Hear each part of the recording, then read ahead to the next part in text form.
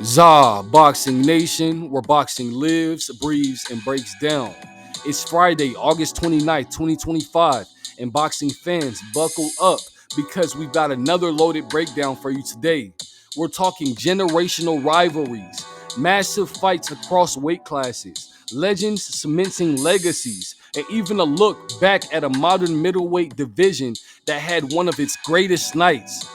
From Chris Eubank Jr. versus Conor Benn II, to Sebastian Fundora versus Keith Thurman, Floyd Schofield's next move, the looming showdown between Saul Canelo Alvarez versus Terence Crawford, Taylor versus Cameron III, updates on Liam Cameron's return, and of course, your favorite segment on this day in boxing history. Let's break this all down. The fight that's dripping with history. Nearly 30 years ago, Chris Eubank Sr. and Nigel Benn gave us two of the most legendary fights in British boxing history. Now their sons are carrying that torch. Chris Eubank Jr. and Conor Benn. Conor Benn is 23 wins, 1 loss, and 14 big wins coming by way of knockout. Chris Eubank Jr. is 35 wins, 3 losses, and 25 big wins coming by way of knockout.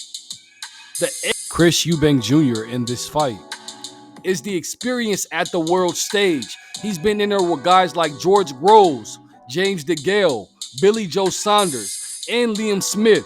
His chin and ability to dig deep in tough fights have been proven. Now, Conor Benn's edge is his youth and explosiveness. At 29 years old, Benn's aggression, hand speed, and killer instinct make him a formidable opponent in this fight.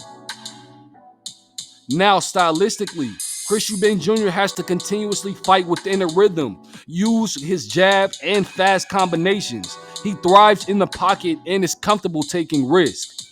Conor Benn, though, his youth and explosiveness at 29 years old, Benn's aggression, hand speed, and killer instinct make him one of the most dangerous fighters in his division. Conor Benn is a pressure fighter who marches forward, throws bombs in combination, and looks to break down his opponent's will. Chris Eubank Jr., a rhythm fighter with fast combinations, he thrives in the pocket and is comfortable taking risks. The advantages and disadvantages for the both of these guys. Eubank Jr., physically bigger, tested at the elite level, and battle hardened. But at 35, is his reflex declining, or will he be able to keep up with Conor Benn the second time around? Now, Conor Benn, the more fresh, powerful, and hungry fighter, but has yet to consistently prove himself against elite fighters at higher weights. My prediction, this is a true 50-50 fight. Both of these guys have very good advantages in this fight. Conor Benn, because he has such an explosive style, and Chris Eubank Jr. because his jab is such a tremendous attribute that he has toolbox. I believe that if Chris Eubank Jr. stays disciplined, continues to work his jab, and allows Conor Benn to make mistakes and then make him pay with his counterpunching ability, I believe that it's inevitable for him to win this fight. But if Conor Benn overwhelms Chris Eubank Jr., he allows Conor Benn to break the distance too early, I believe that we could see Conor Benn be successful. We've seen that both of these guys have such a great style matchup. Similar to their fathers, man, they're both tremendous fighters. This fight was 30 years in the making since their fathers first fought. So let me know how you guys feel about this fight in the comments below. Do you guys have Chris Eubank Jr. or Conor Benn, and why? Next up, the towering Inferno, Sebastian Fundora, takes on Keith one-time Thurman at 154 pounds. Sebastian Fundora is 23 wins, 1 loss, and 15 big wins coming by way of knockout. Keith one-time Thurman is 31 wins, 1 loss, and 23 big wins coming by way of knockout. Sebastian the towering Inferno Fundora is one of the sport's most unique fighters, standing at 6'6", 80-inch reach advantage, and he's 154 pounds. He should fight like a tall, rangy boxer, but instead, he fights like a phone booth warrior. His inside volume punching overwhelms opponents, but it also leaves him open to counters, as Brian Mendoza showed in their fight. Keith one-time Thurman, meanwhile, is a definition of a slick boxer puncher. He has elite movement, great ring IQ, and real knockout power. But the issue, His activity at 36 years old hasn't been as consistent as it should be. The ring rust is real. Now, the keys to victory for Sebastian the towering Inferno Fundora is to stay disciplined behind the jab, don't smother himself, keep the punch output extremely high, make Keith one-time Thurman work every second of every round. He has to push the pace into deep waters. Now, the keys to victory for Keith one-time Thurman, he has to use movement and timing to counter Fundora's reckless combinations. Land the right hand early to make Fundora respect his power and stay off the ropes. If he gets trapped, Fundora will unload with volume. My prediction, if this was peak Keith one-time Thurman, I'd give him the head nod. But today, Sebastian the towering Inferno's youth, pressure, and volume punching are hard to look past. Keith one-time Thurman still has the puncher's chance, but I lean slightly toward Sebastian Fundora by late stoppage or a hard-fought decision. Either way, I just have to see this fight. Now, next up, Floyd Schofield, aka Kid Austin, is quickly becoming a star. At 19 wins, 0 losses, and 13 big wins coming by way of knockout, the talk is that Floyd Schofield may face Raymond Muratalla or Lucas Bahdi. Raymond Muratalla is 23 wins, 0 losses, and 17 big wins coming by way of knockout.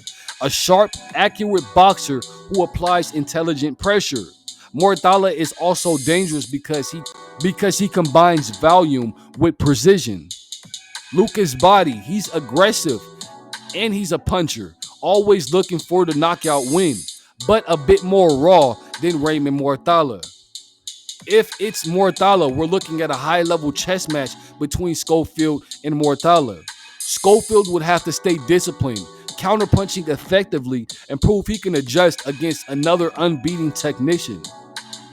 If it's Lucas Bahdi, expect fireworks. Lucas Bahdi's forward style plays into Schofield's counters, but it's also still risky because Lucas Bahdi has heavy hands.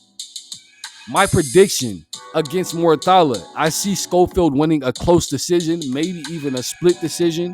Against Bahdi, I think Schofield's counterpunching ability gets him a late TKO. Either way, fights will show us if Kid Austin is ready for world titles. Let me know how you guys feel about that in the comments below. Kid Austin or Raymond Muratalla? Or would you like to see Kid Austin versus Lucas Bahdi? This is the fight we're waiting for. Saul Canelo Alvarez versus Terence Bud Crawford. Saul Canelo Alvarez is 62 wins, 2 losses, and 2 draws with 39 big wins coming by way of knockout. Terence Bud Crawford is 41 wins, 0 losses, and 31 big wins coming by way of knockout. Crawford's legacy, already undisputed at 140 and 147 pounds. He also picked up a belt against Israel Madrimov at 154 with a subpar performance. Now, if he beats Saul Canelo Alvarez at 168 pounds, we're talking about one of the greatest fighters of all time.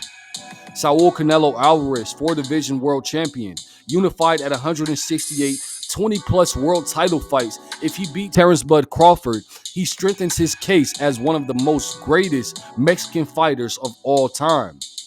If Terence Bud Crawford wins, he likely defends at 168 against Charlo or moves back down to fight Sebastian Fundora at 154 pounds should Sebastian Fundora be successful against Keith one-time Thurman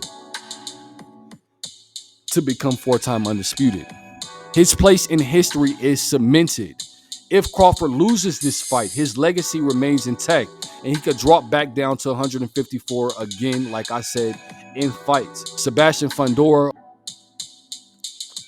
If Canelo wins, he keeps control of 168 pounds and sets up another mega fight with the likes of Hamza Shiraz, or he can get the rematch with Dimitri Bivol. If Canelo loses, he's still a legend, but it may mark the start of his twilight. My prediction for this fight: Terence Bud Crawford's slickness and timing will give Canelo fits early, but over 12 rounds, Saul Canelo Alvarez's power, size, and body attack will wear him down. I predict Saul Canelo Alvarez by close decision, but don't count Bud out. He's that special. Now, the WBC just granted more time for Katie Taylor versus Chantelle Cameron III negotiations. Their rivalry is already one of the most defining rivalries in women's boxing history. Cameron bullied Taylor in the fight 1, applying relentless pressure for a clear win. Fight 2, Katie Taylor used movement, clinches, and her ring IQ to pull out a razor-close decision. The trilogy was settled once and for all. Pound for pound supremacy is on the line. My prediction for this fight, Taylor showed that she can adjust, but Chantelle Cameron's physicality is always dangerous. I lean slightly towards Katie Taylor edging another close decision, but don't be surprised if Chantelle Cameron reasserts her dominance. Let me know how you guys feel about that fight in the comments below. Chantelle Cameron versus Katie Taylor 3. Liam Cameron is plotting a return at super middleweight targeting Callum Simpson for the British title. Cameron's career stalled after his issues outside of the ring, but now he wants redemption. He also lost recently to Ben Whitaker. Simpson is young, hungry, undefeated, and eager to prove himself against veterans. This is a classic crossroads fight. Liam Cameron has the experience advantage on his side, but after a long layoff, can he still compete with the fresh young contenders? My prediction for this fight, I can see either way, but I truthfully see Simpson winning by decision. But Cameron will test him and make this an extremely tough fight. Let me know how you guys feel about that in the comments below. Liam Cameron versus Callum Simpson for the British title. And now for your favorite segment on this day in boxing history. August 29th, 1922, James Toney defended his IBF middleweight title against Mike McCallum in Las Vegas. It was a tactical war between two master boxers. James Toney, at 24 at the time, had to dig deep against the seasoned Mike McCallum, who was known as the body snatcher. After 12 rounds, the judges scored it a majority decision for James Toney. This fight remains as one of the finest displays of skill in the middleweight division in the beginning of a legendary rivalry. Now, that wraps up today's show. We went deep on Eubank Jr. versus Conor Benn II, Sebastian the towering Inferno Fundora versus Keith one-time Thurman, Floyd Schofield's next fight, the mega showdowns between Saul Canelo Alvarez and Terence Crawford, Katie Taylor versus Chantelle Cameron III, Liam Cameron's possible return, and of course, a look back in history with James Toney's classic against Mike McCallum. This is ZABoxingNation. Don't forget to like, comment, share, subscribe, and turn on post notifications so you never miss out on an update. But until next time, keep your hands up, and I'll catch you in the next one.